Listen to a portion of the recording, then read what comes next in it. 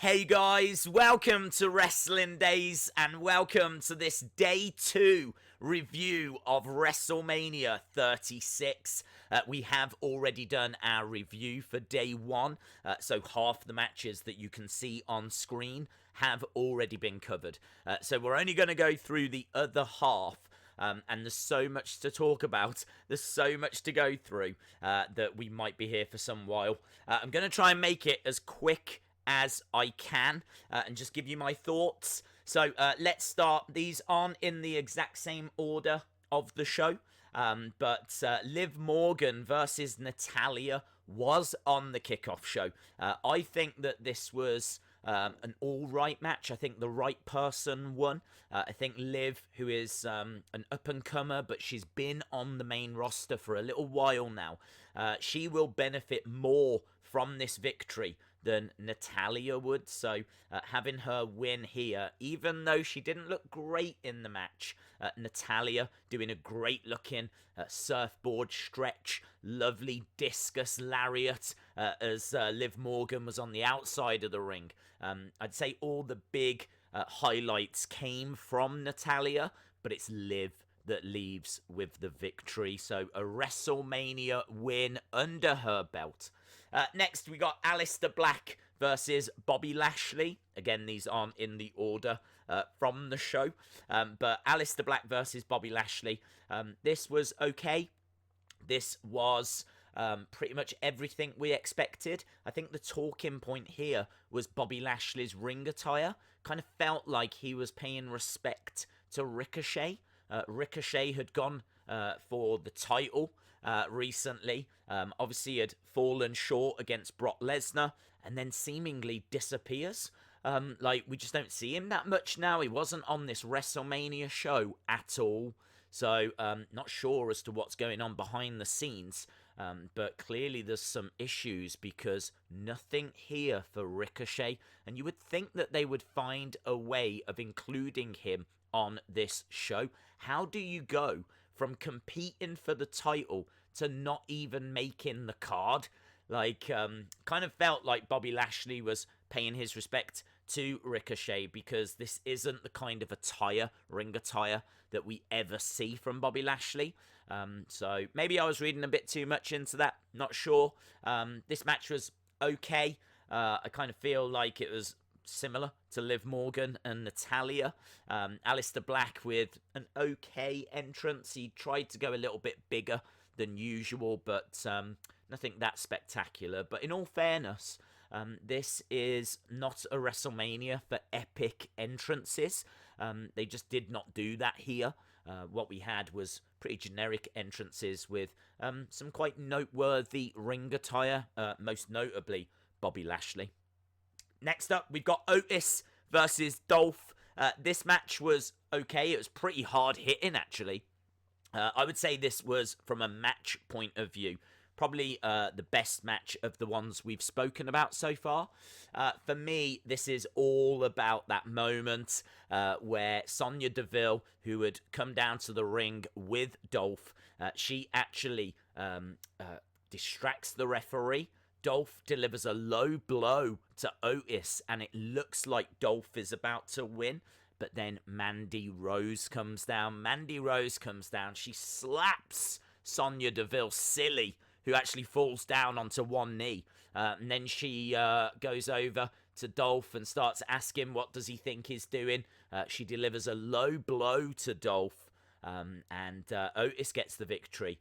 They end up kissing, Otis and Mandy as well, and he walks off with her in his arms. This was a real feel-good moment. The way that they actually told this story was excellent. And I don't know where we go from here. I think this is a really good thing for Mandy Rose and Sonya Deville. They've been together for a long time, and they are the best of friends. But I do feel like they could go off on their own now. And actually here, I thought Sonya Deville looked absolutely stunning. I thought she really stood out. So maybe bringing her away from Mandy Rose and letting her go off on her own could be quite exciting. Next, Street Profits versus Angel Garza and Austin Theory. It's not a great deal about this match that I can remember, to be honest. I just remember it being a all-right match, very much Raw, Smackdown kind of quality. Again, the talking point here is more what happens at the end. Street Profits retain, and Zelina Vega gets into the ring, starts walloping the Street Profits, and that brings out Bianca Belair. Bianca Belair comes down. Obviously, she is married to Montez Ford. Bianca Belair, a fantastic talent. Could this be a call-up? Or is it just like a really nice WrestleMania moment? Not sure what one it is. We'll find out very soon. But it was pretty cool all the same. Next, now, this is where things start getting controversial. I would say a lot of what we're about to talk about now is going to be controversial. And it's really going to split opinions because I can't remember a WrestleMania that's really split the WWE universe like this show has.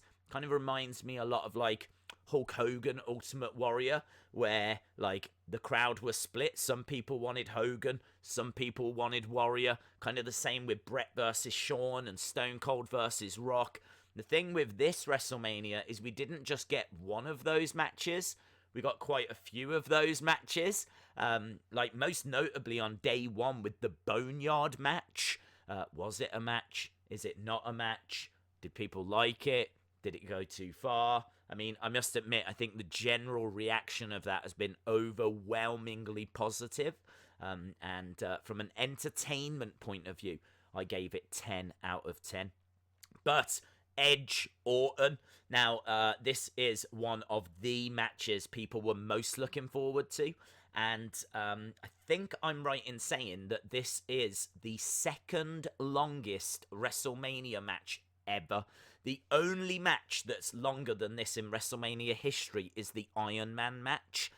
That's how long this match went for. So you might ask yourself, what did they do with all of that time? And sadly, the answer is not a great deal. They kind of went around the Performance Center, and there certainly was some nice moments in there. I remember Orton trying to tie up Edge in the gymnasium. I remember him trying to drive the sledge into Edge in the gymnasium. I remember Edge kind of climbing on the ceiling in the boardroom and dropping an elbow. And of course, it kind of built all the way towards what I thought was a really good finish. Because you could see Edge like really upset. They were on top of a trailer, and they were on top of this trailer with a ref. It's like an image that you really don't normally see. So they certainly treated us to some very unique imagery. But they were on top of this NXT trailer, and yeah, Edge was like so emotional. You could see that he was like in tears and everything. He had to really pull himself together, shake it off.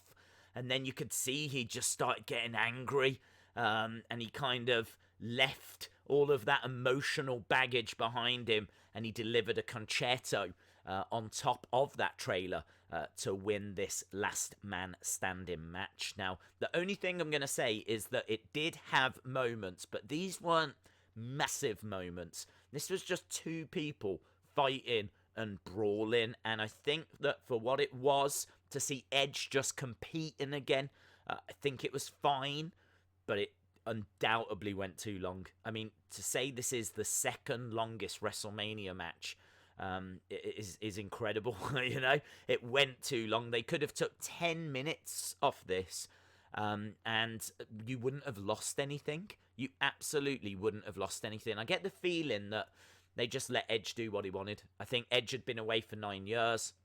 This is Edge, is an absolute legend. It's Orton, he's an absolute legend. This is two Hall of Famers, future Hall of Famers. Do you know what I mean? There's no doubt about their standing in the company.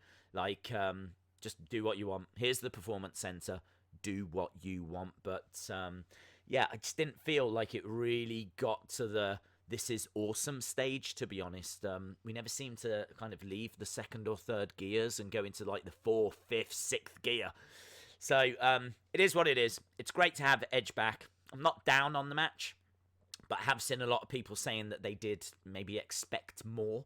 Although, all credit to Edge, you know, there's that documentary where he was talking about the fact that he's not training to come back for a 40-second match. He's coming back for a proper match, and he definitely gave us a proper match. He gave us the second longest match in WrestleMania history, so he's definitely all right on the cardio front. That's what I'll say about that. Next, we got Bayley versus Lacey Evans versus Sasha Banks versus Tamina versus Naomi.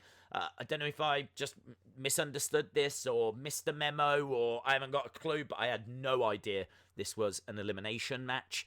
Maybe I just missed that. I don't know. I honestly thought it was just going to be whoever got the pinfall or submission would win. So again, another match that kind of felt like it outstayed its welcome a bit. I kind of got excited as I thought we were going to end up with Bayley and Sasha. I didn't know this was an elimination match. And then as soon as I found out it felt very obvious to me that was going to be the result. We're going to get down to 2. What happens then? So imagine my disappointment when the final 2 was Bayley and Lacey Evans. So I kind of feel like I was denied this mouth-watering, bigger story. I feel like it could come down the road because, of course, Bayley did accidentally hit Sasha. And there was a bit of a falling out, but they managed to get it together. Sasha does get eliminated, but she ends up helping Bayley retain. I mean, from a storyline point of view, this was a little bit all over the place. Kind of had you guessing, second guessing, 3 times guessing. So I don't know where we go from here, but I'm confident that there's definitely a Sasha-Bayley rivalry on the horizon. Next up, I've got Rhea Ripley versus Charlotte Flair. This was actually the match that started day 2, or the main show of day 2. I was a little bit confused about Rhea Ripley's entrance attire. I thought that Charlotte's robe looked stunning. Rhea Ripley's entrance attire was like white and blue. And I kind of thought, was that the Tampa Bay Buccaneers colours? Because obviously this was meant to be in the Tampa Bay stadium, but it's not. They have black and red. So I can only imagine this is Orlando Magic or something to do with the area. It just didn't make sense. She always seems to wear black. And then for WrestleMania, she comes out in white and blue. But that was by the by. It was just an interesting little observation. This match was brilliant. This is my favourite match of the whole weekend, and that might surprise a lot of people.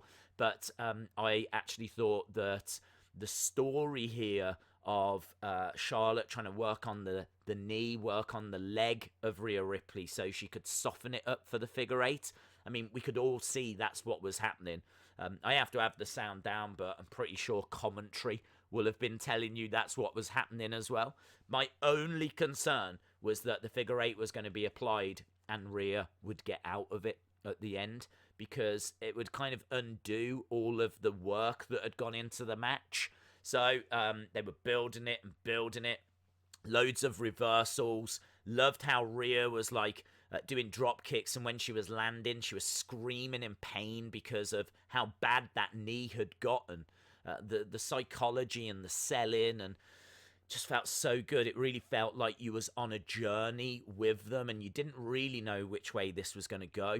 But Charlotte wins, and I love this match, and I love this result, because a lot of people are saying, oh, Charlotte gets everything handed to her. Did she really need another title?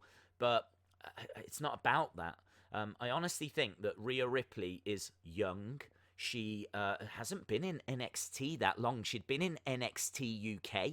She kind of came over to NXT at the end of 2019. She was there for not that long, and then she wins the NXT Women's Championship, I think in December. So she'd been champion for like 3 months, 4 months, something along those lines. And I think she's had a few title defenses, but not that many. And here we are at WrestleMania. So should she really be beating Charlotte Flair? I'm all for building new stars, but she is new with a capital N. Like, she hasn't been in NXT for years and years and years, having killer matches. She's been in NXT UK. Then she got brought to NXT, and now seemingly she's being used at WrestleMania. They clearly feel like she's ready to be showcased. I don't think she's ready to be beating Charlotte. So I was totally fine with this. And there's even a bigger story at play. Charlotte is now the NXT Women's Champion. That's going to be huge for NXT, and that's going to be huge for Wednesday nights. So I think this is just the start of like bigger names going to NXT. NXT has evolved into a third brand now. So maybe if NXT didn't need Charlotte, maybe if it was consistently ahead of AEW, and like in the ratings, then maybe Rhea would have retained. But I've got no problem with this result, and I genuinely think it was the best match. Just pipping the ladder match. Obviously, the Boneyard, up to now, everything we've discussed, is probably the biggest talking point. But again, I'm still not sure whether you can class that as a match or not. So from a proper in-ring match point of view, this was the best. Just a couple more matches to go through then. So we got Brock Lesnar versus Drew McIntyre. This was pretty much the same as Goldberg versus Braun. Short match. Champion gets the offense in first. Goldberg delivered 4 spears, whereas Brock delivered, I think it was 3 or 4 F5s. And both the challengers kick out. Then both the challengers come back with 3 or 4 of their own moves, and then the challengers win. Whoever booked Goldberg Braun is the same person that booked Brock versus Drew. So I said fine yesterday. I think it was around about like a 3 out of 10.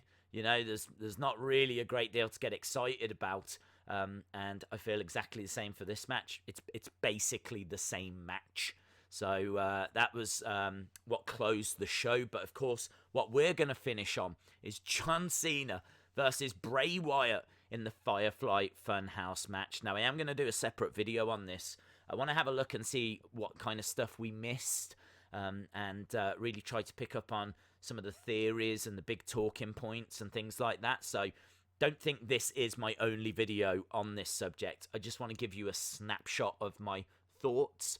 I'm actually going to sit on the fence on this one because I can't score this as a match because it wasn't a match.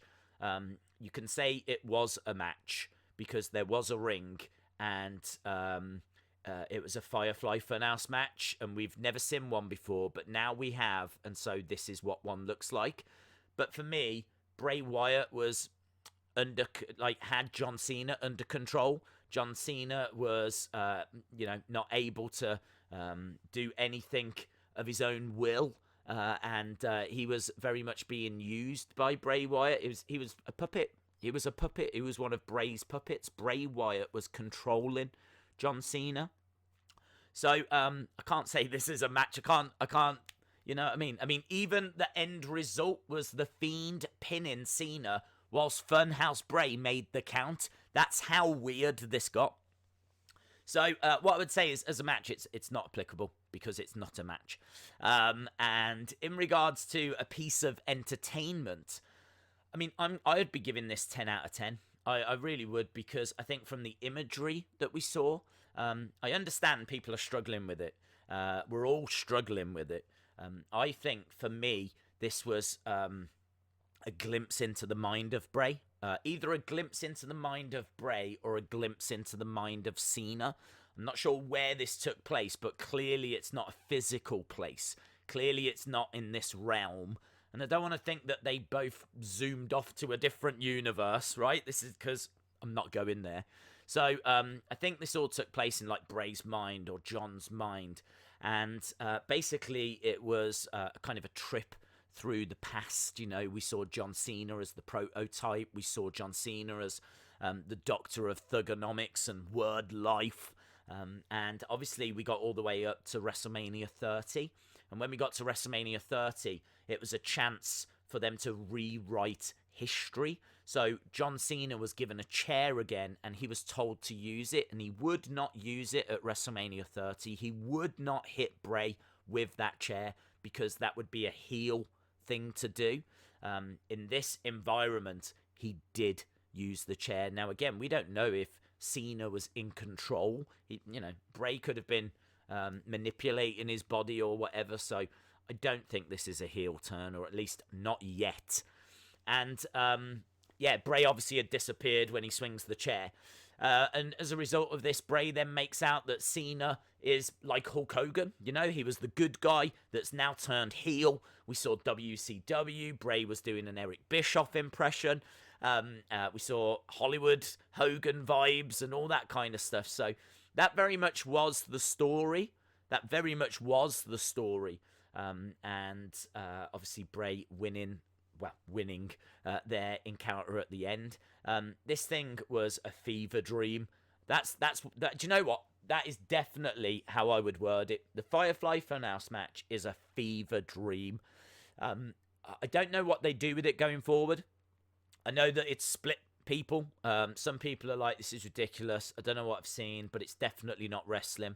Whereas some people are like, this is brilliant storytelling. You know, there's a story to be told. There's a history between these guys, and I totally get all of that. So I'm not going to score it as a match, but as I think sitting down and watching something for 20 odd minutes, I think it's 10 out of 10. I really enjoyed it. I loved the imagery. I loved the storytelling. I loved all of the going back through the different personas, and as I said, I can't wait to watch it again to kind of see what did I miss and all stuff like that. So, I mean, anyone that watched this definitely was distracted by what's going on in the world right now. I think that's a real positive thing for them to have achieved. It definitely wasn't boring. And it did definitely give us things to talk about. So, yeah, as I said, I'm going to kind of sit on the fence with it. I'm not expecting Dave Meltzer to give this star ratings. Not applicable. I think if I was to pick a couple of things to recommend from this to a stranger, I out of the Funhouse and out of the Boneyard, I would recommend the Boneyard. I'm just being honest. I think the Boneyard was exceptional. I think that it's something that they can do again in the future. Yes, they can do the Funhouse match in the future, but I think that only works with The Fiend. I think it only really works with Bray. Whereas what we've seen in regards to that Boneyard match, that kind of match, the way that it was shot, the way that it was presented, you could do that with lots of different superstars. You know, I think we said yesterday you could do something in a supermarket, you could do something in a bar, you could do something in a church, and you could use different superstars. It doesn't always have to be The Undertaker, whereas I'm not sure any other superstar could do a Funhouse match. So I feel like for the impact it's going to have, the Boneyard is something everyone should watch. I think there was real emotion in the Boneyard match as well. Like, I genuinely thought The Undertaker was retiring.